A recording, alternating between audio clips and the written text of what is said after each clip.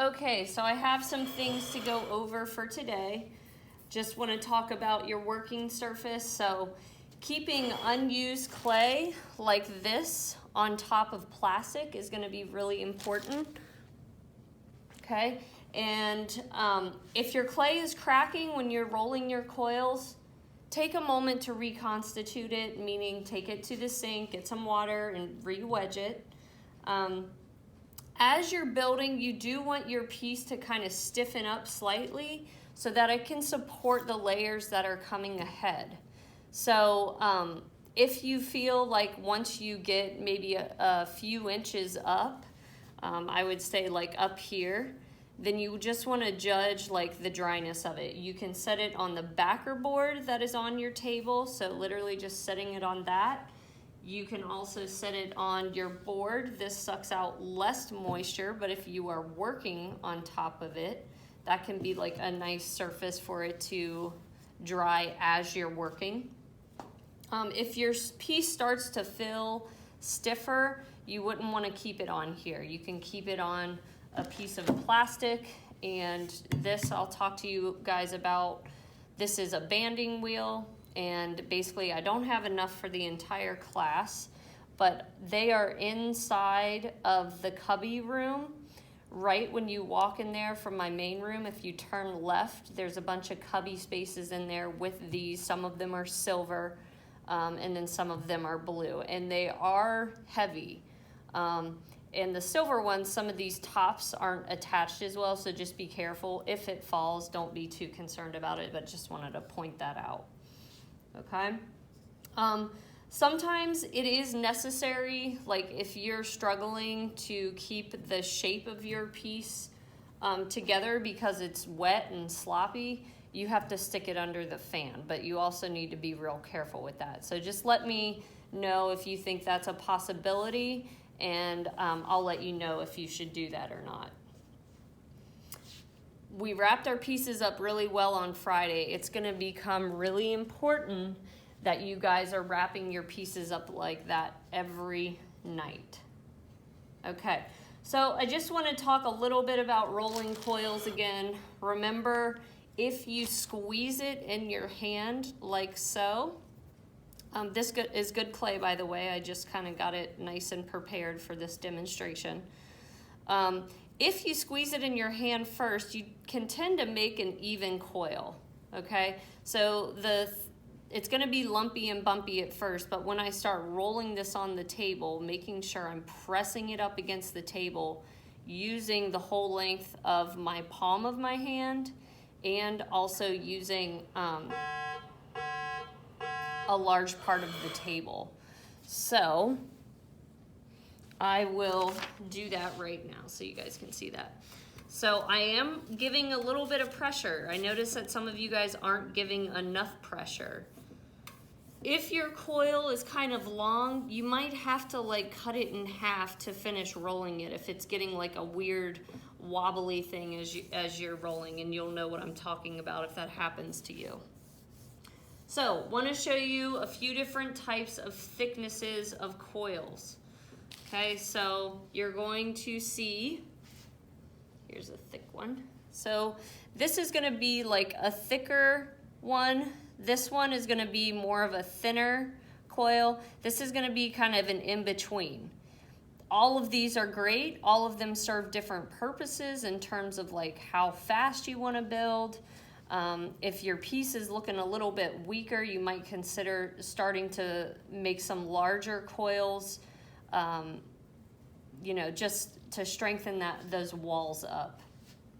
On that note, if your piece does seem pretty weak, like you have really thin coils and it's just struggling a little bit, you can go ahead, you can flatten out a piece of clay just like so. Let me make sure you guys can see this. You can flatten out a piece of clay. As long as the clay is soft, this clay is soft, you don't necessarily have to slip and score, but they should be the same consistency. So I am going to stuff and really compress that into this inside edge, and you can see I'm supporting it with my outside hand. If I take that hand away and start pushing at it, I could crack the coils that are out here, or just start stretching the pot out when I don't want that to happen. So I'm supporting it, and then I'm just gonna be blending it with my finger on that inside. Okay. Make sure you're pushing on it and that there's no air bubbles. I kind of just had a little one. So now you can see this wall is super strong because I added that coil. All right, let's see what else I have. Okay, if you make larger, chunkier like pieces, for example, your spirals, I did do these in sections, so there was like 3 at a time. I like to slip and score those together at first. You don't have to smooth them out, okay? But you do want to slip and score. So I'm just gonna roll one of these up real quick. That way you can see how much I slip and score, because I notice a lot of you are making your pieces too weak. So to roll that tight coil, I'm just gonna add a little bit of water to the surface, and then I'm gonna start bending it. So this, just FYI, this clay here is that medium-sized coil, so it's gonna be a little bit thicker than some of these other ones, which is fine. It can be really beautiful, actually. So if I have something like this, the first thing I'm gonna do is kind of blend the edge so that kind of fits right up in there. Okay, and then I'll decide, do I like this side better, and I like this one. The other side is flat. I'm just kind of squeezing, compressing it to make sure there's no gaps in between the coils. And then I'm going to take my scoring tool. So I'm gonna scratch this whole surface. And you can see I'm not being delicate with the scratching. The deeper the lines go, the rougher and nastier it kind of looks, the stronger this is going to be, and it's very important that you do it, especially when you're exposing the coils on the outside of the pot. They are weaker because all of this isn't slipped and scored on the inside. So what I've come to realize is I don't need to smooth this out right away. Oh, I see a line. You can also use a wooden tool to scrape around. Once you have that, I realized I didn't have to smooth it out, because when I attach it, I'll also have to slip and score it. And the attachment, let's say I want this pot to start going inward. And let me talk about a couple other things before I go into that. To blend the coils with a wooden tool, move the clay up and down to make the inside look like one solid piece. No lines should be showing. If you do not do this, it will crack and give you major issues. So what I'm talking about there is once you slip and score your pieces on, so I'm just gonna do an example real quick with this piece. I'm going to scratch right here. I'm gonna scratch where I'm going to attach it. Add a little bit of slip. And all I do to make my slip, start with some water and just throw in my clay pieces that like come off of my tools and whatnot. So once I have that really scratched up a lot, this is scratched up a lot, when I put it on there, I'm gonna give it a little bit of a wiggle, okay? And that's gonna really suction it to that piece. When I turn this around, let me get this just a little bit closer. When I turn this around, you can see that this still doesn't look blended on the inside. So I'm gonna take my wooden tool, I could also take my scoring tool, and I am going to be moving that clay down over the top of that last coil, so it creates a solid wall. Now I can use my finger, I can use my tool to just smooth that out. Let's say, I'm just gonna pretend that you weren't able to smooth it out and you're worried that you might have some issues with it cracking right there. Again, you can take a chunk of clay. It doesn't have to look like any specific shape. As long as the clays are both very soft, you can literally just push it on there and blend it in. This can be this is really necessary if you have negative spaces. So for example, if I had a bunch of these pieces wrapping all the way around, where they connect, I would want to make a little, obviously it's not slipped and score, but I'm just showing you this as a demo. I would connect some pieces with some clay on the inside after I slipped and scored and blended in completely. But you should still be able to see that negative space on the outside once you do it. Okay. Let's see.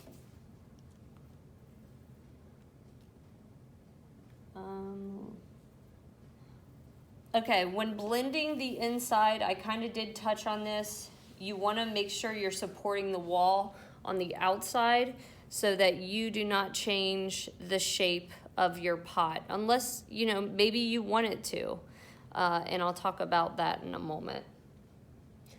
So one other thing, let's say I'm at this top row and I haven't blended this yet, so I'll show you how to do that. Just gonna add a little bit of water. I'm going to scratch.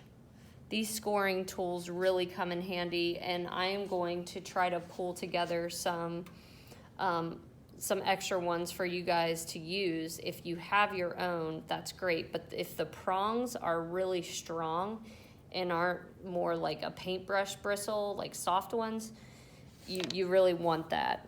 And if you don't have one, you're gonna have to either use your needle tool or a sharper point of a wooden tool to kind of get that. So now I'm pulling that clay across. If I don't have enough clay, again, I'm gonna add a little piece to make it really strong and sturdy. You should not see any lines once you do that, okay? I'm gonna blend this line too, pull this clay over top of the connection area. It actually does seem a pretty bit thin on this side, so I am gonna take an extra piece of clay there and blend that in.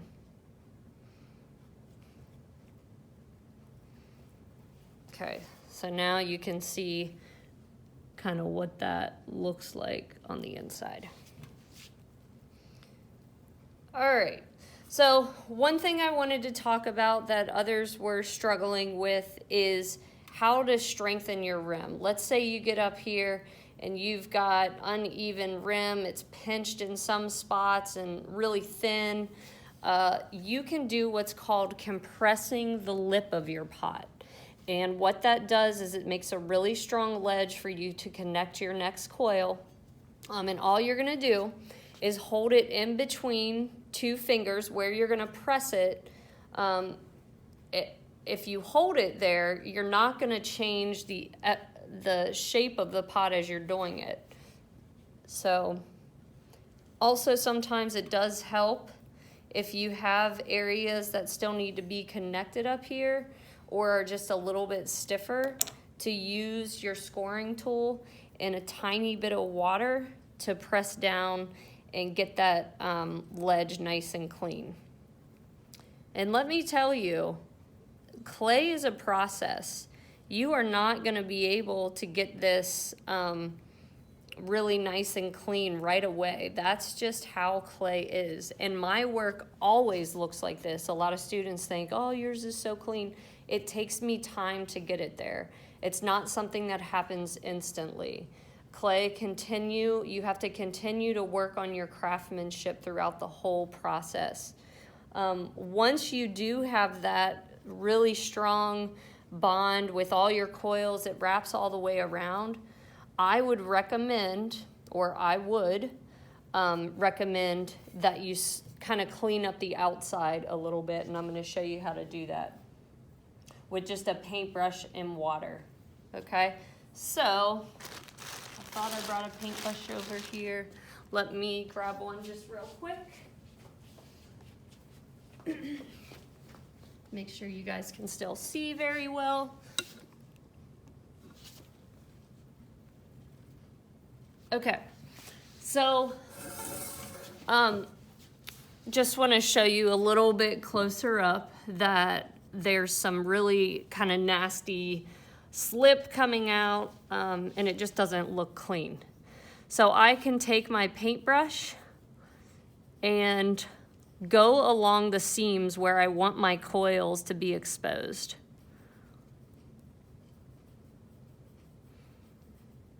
Sometimes you have to clean off your brush because it gets gunky and it can continue to add like extra clay in there that you do not want. For larger, flatter portions that are already like blended on the outside, I can simply use my hand for that.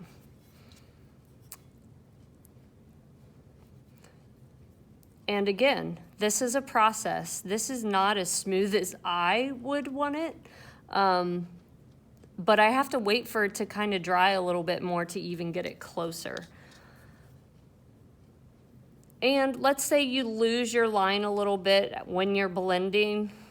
You can just take a wooden tool, which I'm okay with how mine looks, but you can just take a wooden tool if you want to redefine that edge. And I know it looks kind of yucky right now, but once I get that paintbrush on there, you can see how quickly that transforms and really shows that edge again. So for time's sake, I'm not going to be smoothing this whole piece to show you how to do that, but it is going to be necessary to have good craftsmanship. Okay, so I need to stop. All right, so changing coil pot direction or making your pot more narrow or wide. So a rule of thumb is if you are trying to make your coil pot wider or bow out, kind of round out or anything like that, you would be adding coils to the outside of the previous coil. And if you're trying to make the pot more narrow or go inward, you will add coils to the outside of the previous coil. I'm sorry, to the inside. So I just want to show you my more finished piece and talk about it a tiny bit and then show you how to do it on this one. So do you see how it's more narrow here, like it goes inward, and then it kind of comes out on the sides? So if you noticed, I overlapped my coils so that there's no space in terms of negative space in here. I actually will be adding negative space. I'll be cutting some sections out with an X-Acto knife at a certain point. It's actually ready right now to do that, like the clay stiffness, which is a soft leather hard.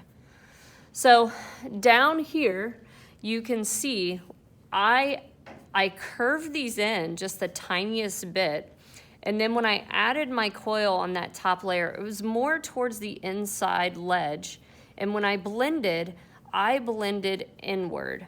So depending on how closed up your pieces get, blending on the inside can be a bit challenging, but if you're using like a curved wood piece, sometimes that can help kind of get in underneath to blend it.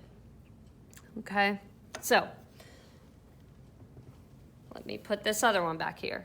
So let's say for my next layer, I did add this directly on top, but let's say I want it to start flaring out, or I want it to have more of a roundness and not be so flat here. If I want it to be round, I can push the middle. Because I already have this blended, it's not gonna break, hopefully.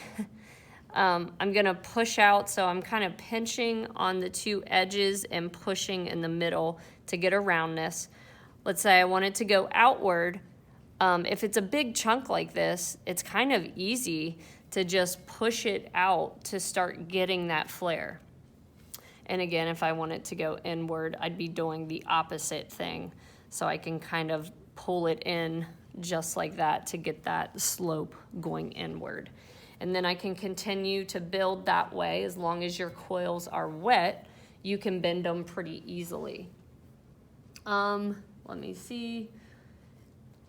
If you're trying to create a bend in the coil pot, you will lay one portion of the coil on the inside where you want it to go, and then on the opposite side of the wall, you might lay it more outside. So let me show you what I kind of mean by that. This is going to be annoying to work around. I'm just going to take this off so I can demonstrate. Okay, so if I want my piece to start bending out this way, so it would kind of close up and come out here, just like I did for this piece, I'm going to put this coil here on the outside edge, and then I'm going to lay this one more on the inside. This could wrap all the way around and connect in here too, or I can just start with this and kind of close this up. So I could add another coil that would just go on the inside. You can do it either way. You can add a full coil that part of it goes on the inside, part of it goes on the outside. That's just up to you. With this piece, I also, just like I showed you how I bended it out and how I curved it in, you can do that same thing too. So let's say I want this part to go inward. I might add that on the inside coil and already get it slanted so it can start going in that direction. Okay, the last thing I want to talk about is creating a split. So sometimes for that split, you can even actually start making coils that are smaller, that you can start building on top of. Realize with this though, there is not support underneath it. I could add a support there if you would like to do that. So eventually, if I had a piece coming out here and a piece coming out there, having that support will support both sides of that section. For my piece, this one, I want to show you one thing. So if you look at my design,